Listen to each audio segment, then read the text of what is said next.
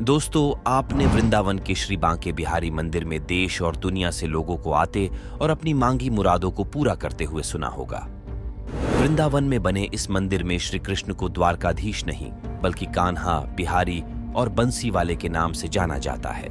मथुरा जिले के वृंदावन में बना श्री बांके बिहारी जी का विशाल मंदिर, जहां भक्त सिर्फ उनकी एक झलक पाने के लिए आतुर रहते हैं। मान्यता है कि इस प्रतिमा में भगवान श्री कृष्ण और राधा का मिला जुला रूप समाया हुआ है, जिसे देखने के बाद आप बस यही यानी इस मंदिर में रह जाना चाहते हैं। ऐसा कहा जाता है कि मार्गशीर्ष माह की पंचमी को श्री बांके बिहारी यहाँ प्रकट हुए थे। मार्गशीर्ष का महीना हिंदू कैलेंडर के अनुसार हर साल नवंबर और दिसंबर में आता है, इसलिए हर साल इन 2 महीनों में वृंदावन के अंदर त्योहार जैसा माहौल रहता है। चलिए जानते हैं क्या है इस मंदिर के रहस्य, कैसे प्रकट हुए श्री कृष्ण। ऐसा कहा जाता है कि संगीत सम्राट तानसेन के गुरु स्वामी हरिदास भगवान श्री कृष्ण को अपना आराध्य मानते थे और उन्होंने अपना पूरा जीवन और संगीत दोनों ही बांके बिहारी जी की आराधना में समर्पित कर दिया था। वृंदावन में बनी रासलीला स्थली में बैठकर स्वामी हरिदास घंटों बिता दिया करते थे। ऐसा कहा जाता है कि जब भी स्वामी हरिदास कृष्ण और राधा की भक्ति में लीन होते थे, तब तब कृष्ण और राधा उन्हें दर्शन देने के लिए आते थे। लेकिन एक दिन स्वामी हरिदास के शिष्यों ने उनसे विनती कर कहा कि वो भी श्री कृष्ण और राधा के इस भव्य स्वरूप के दर्शन करना चाहते हैं। सभी भक्तों के ऐसा कहने पर स्वामी हरिदास मान गए और फिर से अपने शिष्यों के साथ भजन में लीन हो गए।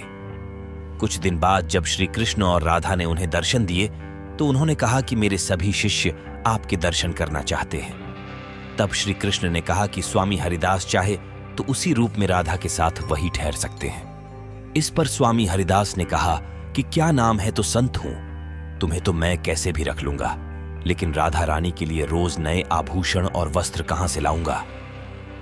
भक्त की बात सुनकर श्री कृष्ण मुस्कुराए और वहां से चले गए। जब स्वामी हरिदास ध्यान से बाहर आए तो उन्होंने देखा कि वहां राधा कृष्ण का मिला हुआ भव्य स्वरूप प्रकट हो चुका है। इसके बाद वहां मौजूद स्वामी हरिदास और उनके शिष्य कृष्ण और राधा के स्वरूप को देखकर धन्य हो गए। जिसके बाद स्वामी हरिदास ने कृष्ण राधा के स्वरूप को बांके बिहारी नाम दिया, जो राधा कृष्ण का मिला जुला रूप है। और मान्यताओं के अनुसार इस रूप के दर्शन करने से सभी भक्तों की कामनाएं पूरी होती है। श्री कृष्ण की लीलाएं।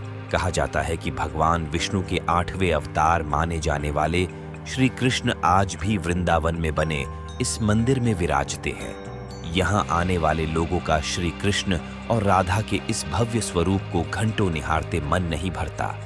मान्यताओं के अनुसार बिहारी जी का स्वभाव बहुत ही नटखट है और वह प्रेम भाव के भूखे हैं। जो भक्त उन्हें सच्चे मन से याद करता है, वह उसके साथ चल देते हैं। ऐसे कई चमत्कार हुए हैं जिन्हें देखने के बाद मंदिर के पुजारी भक्तों के बिहारी जी के दर्शन के वक्त लगातार मूर्ति के सामने पर्दा करते रहते हैं। एक बार राजस्थान की राजकुमारी श्री बांके बिहारी के दर्शन के लिए वृंदावन पहुंची और बिहारी जी को देखने के बाद उनकी भक्ति में लीन हो गई कि वापस अपने घर लौटकर जाने के लिए तैयार नहीं थी। लेकिन इस राजकुमारी के घर वाले उन्हें जबरदस्ती जब घर ले जाने लगे तो उसकी भक्ति देखकर बांके बिहारी उसके साथ चल दिए। इन लीलाओं के बाद से बिहारी जी के सामने पर्दा डाला जाता है ताकि बिहारी जी फिर किसी भक्त के साथ न चल दे। ऐसा भी कहा जाता है कि क्योंकि बांके बिहारी के मंदिर में श्री कृष्ण बाल रूप में मौजूद है और उन्हें किसी की नजर ना लग जाए, इसलिए बार बार उनके सामने पर्दा किया और हटाया जाता है। लेकिन साल में एक दिन ऐसा भी होता है जब बिहारी जी के सामने बार बार पर्दा नहीं किया जाता और उस दिन भक्तों को कान्हा का भव्य रूप देखने को मिलता है।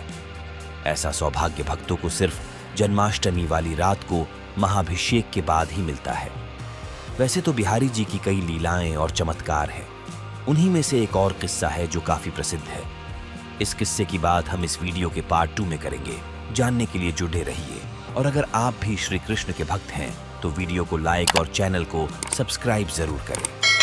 तब तक खुश रहे, खोजते रहे, सीखते रहे।